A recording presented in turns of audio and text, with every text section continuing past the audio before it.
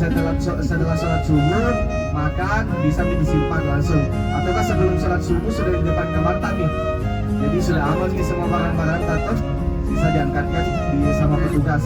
Nah, sebelum duhur nanti, sebelum sholat duhur semuanya sudah pakai pakaian ihram. Kalau untuk bapak-bapak dipakai kain ihram tak dua aja saja, yang di atas sama yang di bawah. Untuk ibu-ibu pakai lebih afdalnya pakai pakaian putih. Pakai pakaian putih. Ada semuanya pakai pakaian putih tata? Ibu-ibu? Ada aja, oke. Pakaian putih untuk ibu-ibu, bapak-bapak kain ihram. Nah, tolong ID card-nya juga selalu dipakai karena pengenalnya. Nah, kemudian di sholat duhur nanti kita akan jamak. Jadi nanti sholat duhur di masjid tolong dijamak, jamak takdim. Jadi sholat zuhur sama sholat asar dijamak, digabungkan. Biar nanti di perjalanan kita tidak sholat asar lagi. Itu sebagai kemudahan untuk kita karena kita dalam perjalanan. Mungkin itu saja terkait teknis check out kita besok. Kemudian insya Allah Bapak Ibu sekalian, di perjalanan kita kali ini karena masih ada waktu, dari kemarin sudah ada bertanya ibu-ibu mengenai tentang wakaf Al-Quran. Wakaf Al-Quran. Jadi alhamdulillah kita di sini difasilitasi untuk wakaf Al-Quran.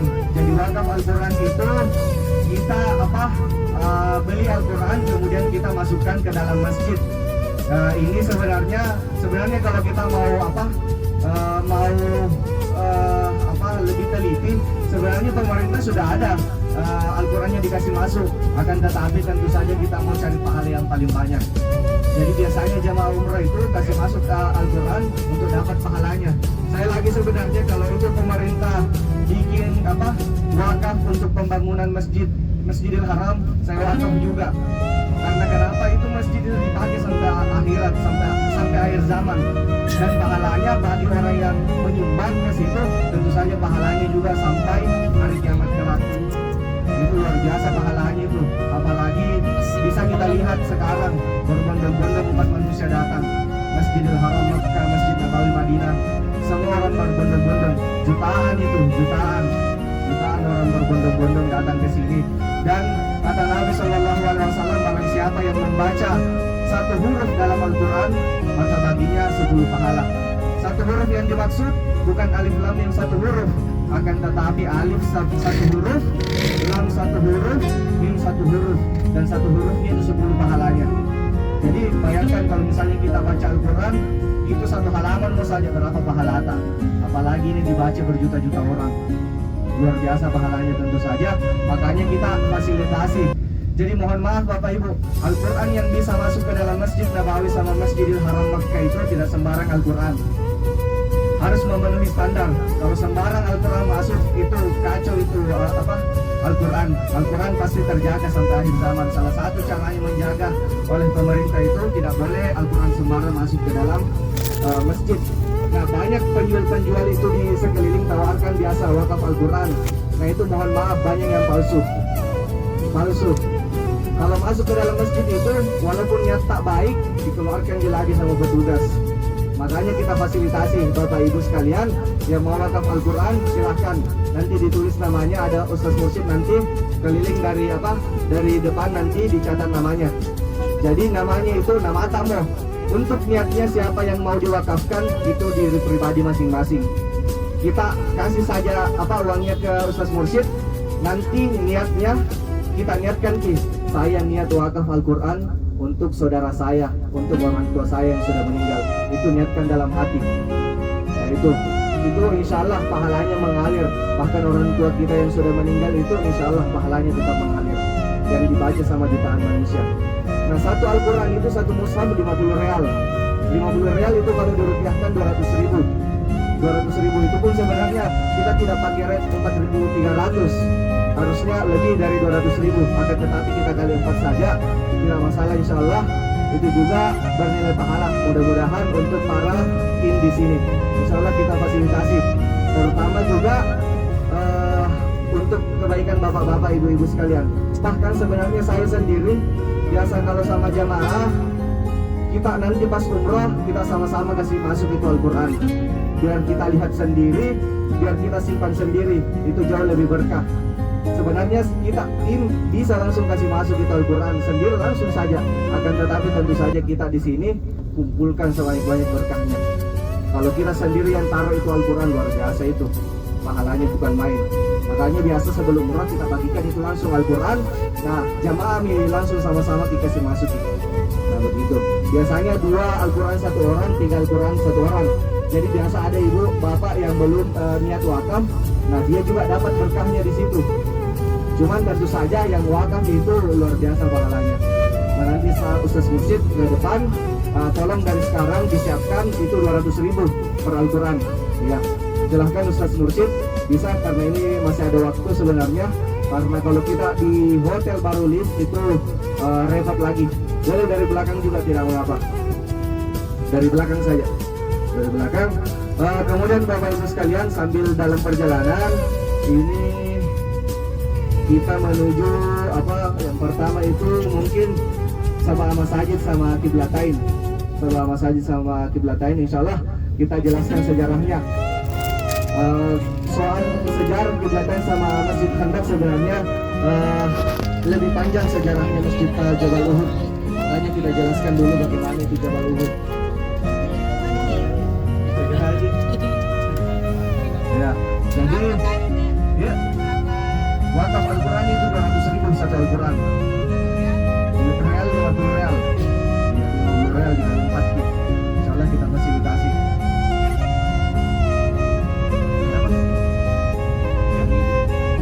Catat di HP saja. Catat di HP. Ditulis. Nama yang kasih saja, untuk niatnya tolong niat pribadi.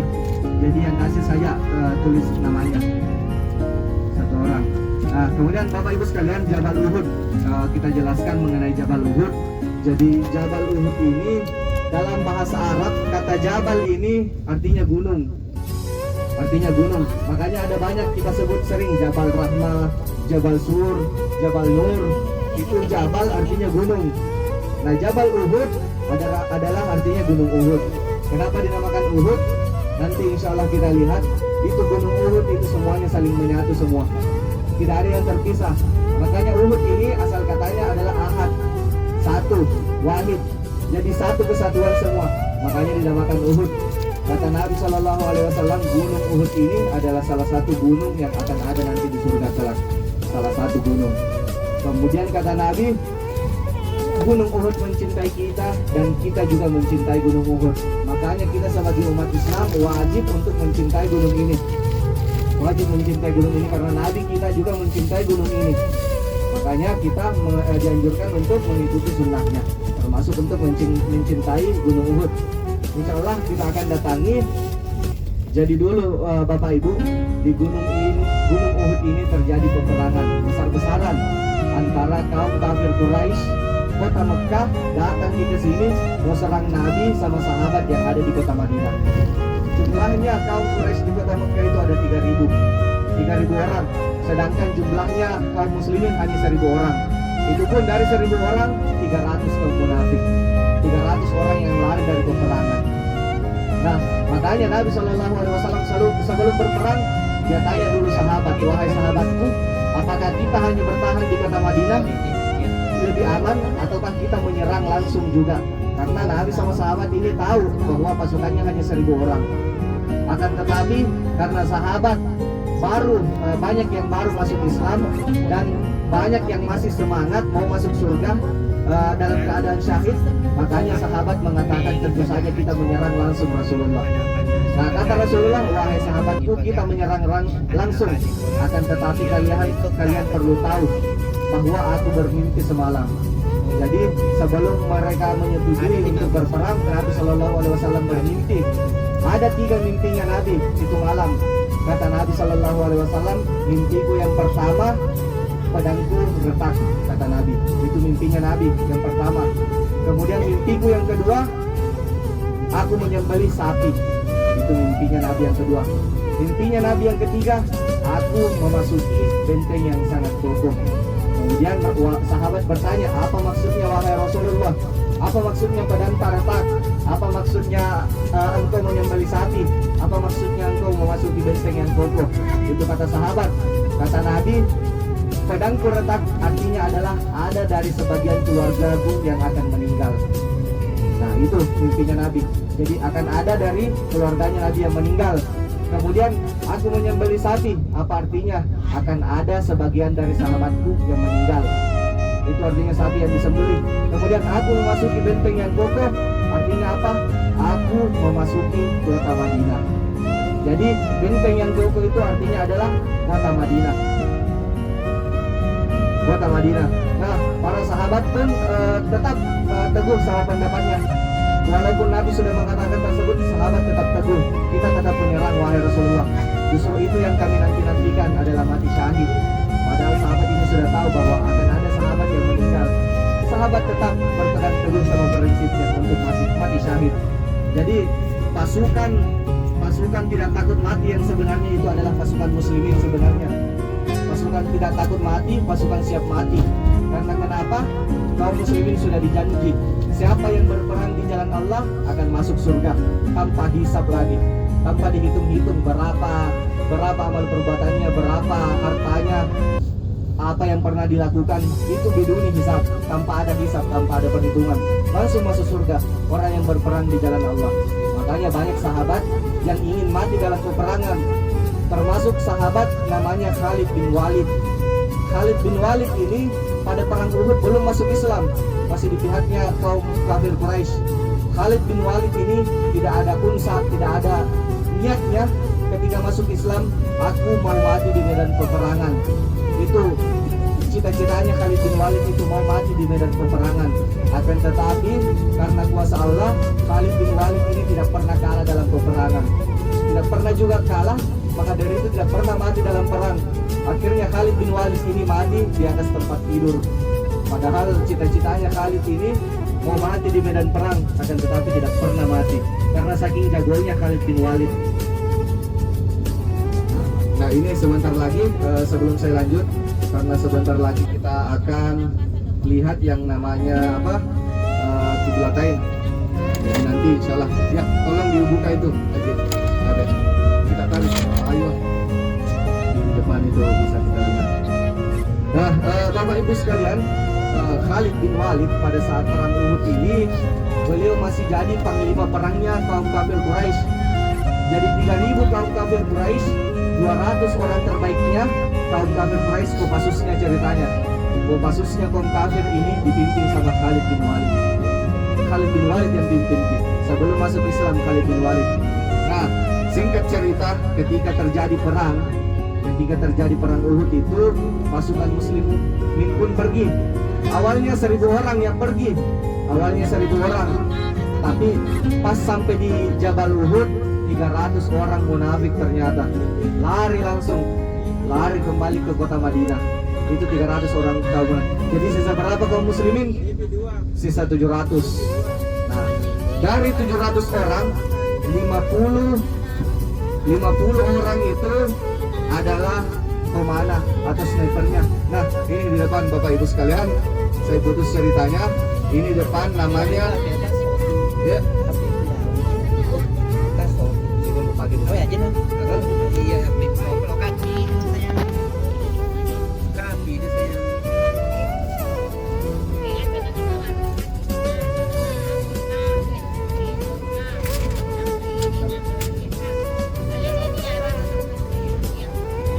Oke, Bapak Ibu sekalian, ini di depan kita namanya Masjid Sabah Masajid atau Masjid Khandaq. Masjid Khandaq ini kenapa dinamakan Sabah Masajid? Karena di sini juga pernah terjadi perang yang namanya perang Khandaq. Perang Khandaq itu artinya muslimin hanya 3.000 orang, sedangkan jumlah kaum kafir Quraisy 10.000 orang. 10.000 lawan 3.000 di perang Khandaq. Nah, di perang Khandaq ini ada 7 pos yang dimana masing-masing pos itu ditempati sama sahabat, pemimpin sahabat tunggal-tunggalannya. Jadi Umar bin Khattab, Ali bin Abi Thalib, Salman Al-Farisi, itu semuanya menempati pos-pos ini. Ada 7 pos semua. Nah, dari 7 pos ini dibikinkan sebuah masjid, dibangun masjid.